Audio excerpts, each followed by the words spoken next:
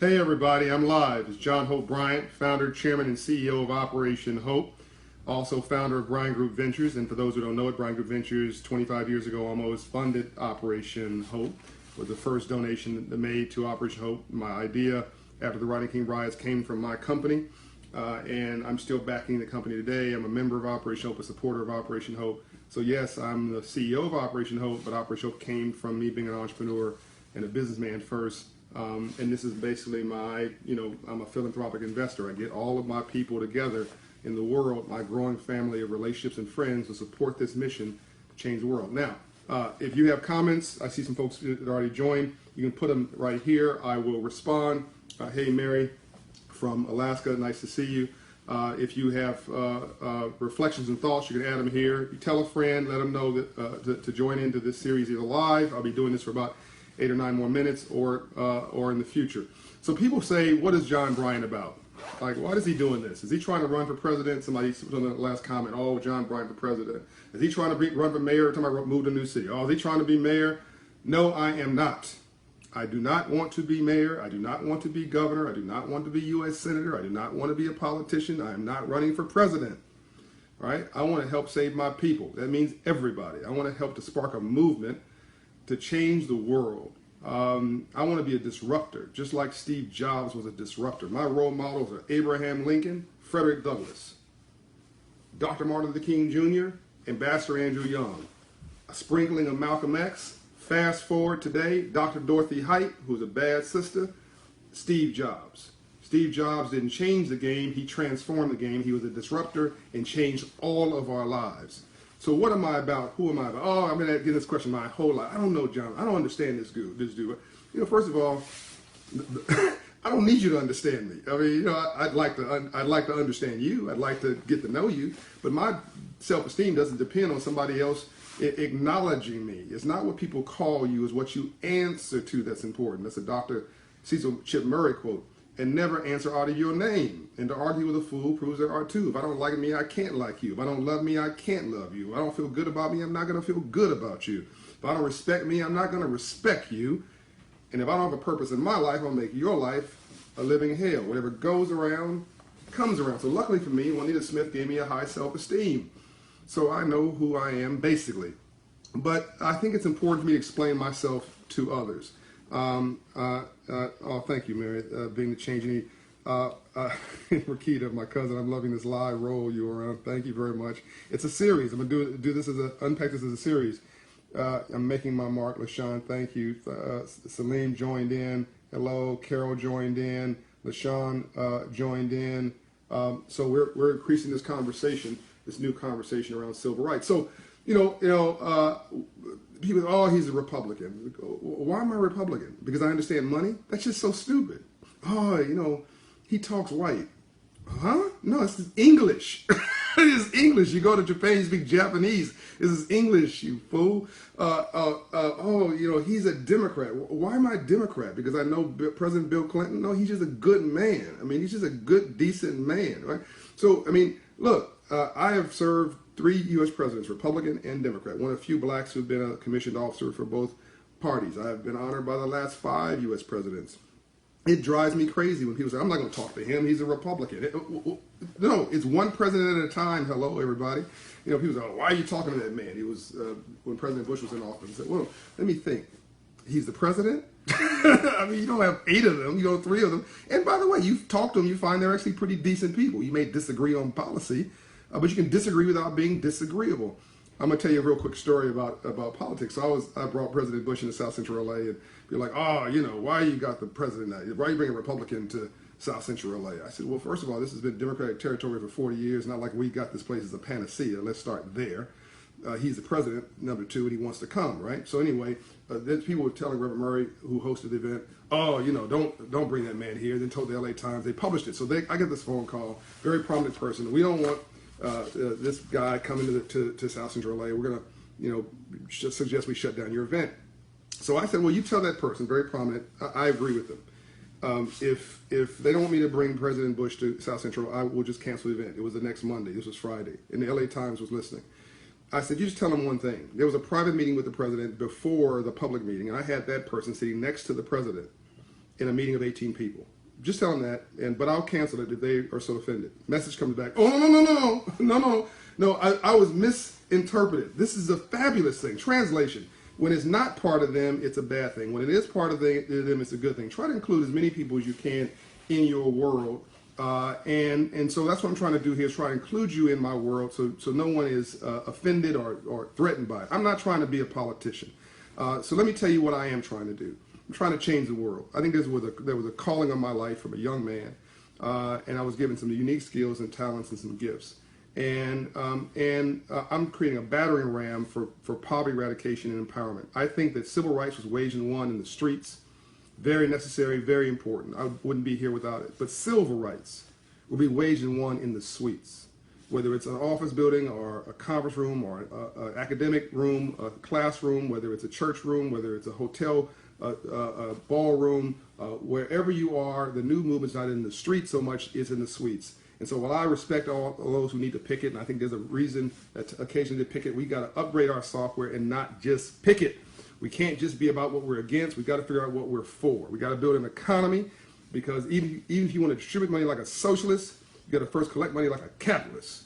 And we have got to create jobs and opportunity in our community. And civil rights has been with us, since the beginning of time. I'm going to do a separate video just on the Freedmen's Bank. That's it. Why we worked so hard to get the Freedmen's Bank building renamed. It was the Treasury Annex building. Only the second time in history the building's been renamed on the White House campus. First time that a U.S. citizen calls the building to be renamed. And on this point, I'll take credit. We did that at Operation Hope, getting the Secretary of the Treasury to inspire him to rename a building on the Federal Treasury, the White House campus. It was the Treasury Annex. It's now the Freedmen's Bank building. I'm going to do a whole separate piece on that and why it was important. But that was civil rights back then, all the way up through Frederick Douglass. Then you get to Dr. King, his third symphony of his movement. He said, I'm here to redeem the soul of America from the triple evils of war, racism, and poverty. And even his famous march, I Have a Dream speech, there was a march for jobs and freedom. We talk about the freedom part, we don't talk about the jobs part, right? And what did Dr. King say? I'm here to redeem, I'm here to cash a check or to present a check marked non-sufficient or insufficient funds. That was financial, right? And so his last movement after war, racism, was poverty was the Poor People's Campaign, which no one talks about. I'm going to do a separate piece just on the Poor People's Campaign. And that was April 1968 when he was killed in Memphis, Tennessee. And we haven't had that conversation since. And with my book, How the Poor Can Save Capitalism, which everybody laughed at when I first wrote it, is now the only best-selling book in the world. One of two. That's authored by an African-American. That's a bestseller in economics. And now it's been translated into Portuguese and Korean and Arabic and French and a couple other languages.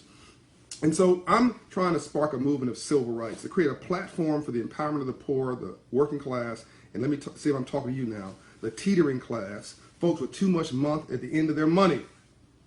So whether you're white, black, red, brown, or yellow, you want to see some more green. Is that right? Whether you're white, black, red, brown, or yellow, meaning race, you want to see some more green. Everything has economics underneath it. Everything in your life. You name something that doesn't have money at the root of it, and I will buy you something special. I mean, that'd be a nice challenge yourself. Name something. Clarence says, great stuff. I like this format. Thank you very much. I will be doing it, not just weekly. I'll be doing it daily if I can.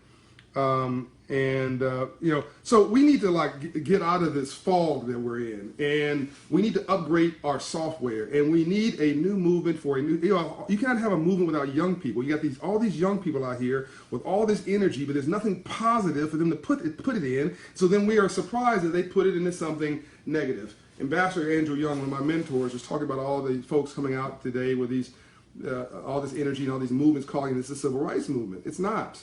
The civil rights movement was a strategy to achieve an objective. And every problem had to have a beginning, a middle, and an end. Now, it may be civil, and it may be about rights, and it may be about civil disobedience. But you cannot call it the civil rights movement or any other movement unless it's moving to a direction. It has to have an objective at the end of it, and it has to be positive. If all you're saying is that you hate white people or you hate black people or you hate whoever, how do you expect anybody ever to agree with that? How do you expect to move anybody? Anger is not a strategy. You can't be black for a living or brown for a living or white for a living or Latino for a living. And you can't be angry for a living. right? So if you want therapy, go see a therapist or go talk to your pastor or go talk to your husband or your wife or your friend, but you can't just go spewing all over the world all of your frustrations and hope that they're going to understand you and get along with you. I've said it before, I will say it again. I love what Black Lives Matter is about. I love what they're about. But if we keep on with this narrow typecast strategy, we're going to end up with perfect justice and no jobs. So, I mean, who's going to hire you? All you do is just, you show up angry. Your whole brand as a race is about the angry people, right? So my work is about poor whites in the Appalachians. There's more poor whites than anybody else. Hello, we're all in this mess together. It's about struggling middle-class families because it's the only generation where the parents think they're going to do, the children think they're going to do worse than their parents did, and the parents are not hopeful about the future for themselves or their children.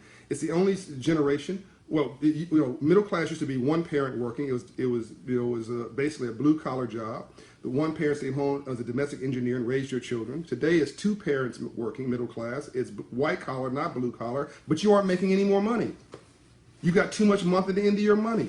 So there's two ways to make money: make more, spend less. But no one gave us the memo on money. No one told us about free enterprise, capitalism, financial literacy. No one told us how to create wealth. And so we get stressed out and we argue with our mates and we get in fist fights and we get in, we start doing crazy things like selling drugs and doing all kinds of stuff to make money. So, and then you end up in a situation where you go steal something, and now a brilliant person gets arrested, 3 strikes, now you got a criminal record, now the bad guy really won. So I'm tired of being sick and tired. I'm sick and tired of being sick and tired, and so I don't want to change the game. I want to reset it. I want to restructure the game. I'm going to get, obviously I just gave you a very wide patina on civil rights, but if you're interested, because I'm at 11 minutes, go to operationhope.org, go to my blog, johnhopebryant.com, get into Project 5117, what we're doing with America's Uplift 2020 cities. We're in Detroit Uplift 2020. I'm putting 100 offices in Detroit. Atlanta Uplift 2020. I'm going to have 100 offices in my home city of Atlanta, 1,000 Hope Inside locations around this country. I'll tell more about that in a subsequent video. I don't want to overdo it too much here. But civil rights is a new movement, ladies and gentlemen. And if it doesn't feel special right now or historic, that's okay. History never feels historic when you're sitting in it. It just feels like another day.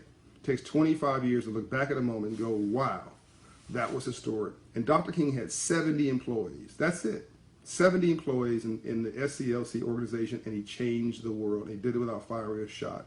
We can change the world, but it has to be a vision and a mission that's big enough for everybody, and it has to be something that's positive. It has to be ultimately about something about what you're for and not what you're against. Let's go change the world, because we're all God's child. And you don't have to be president of the United States, a mayor, a governor, a city councilman, all good, by the way, to do it. You can be an average citizen. Mahatma Gandhi, Mother Teresa, and Mandela was president, but it was incidental to his brilliance. Dr. King, Malcolm X, you go on and on and on. All these heroes, Dr. Dorothy Height, were not elected officials, but they caused elected officials to do the right thing. And in that regard, starting with Jesus Christ himself, changed the world. And the world will always remember them. Love you much. Make a great day. And I'll talk to you soon. Peace out.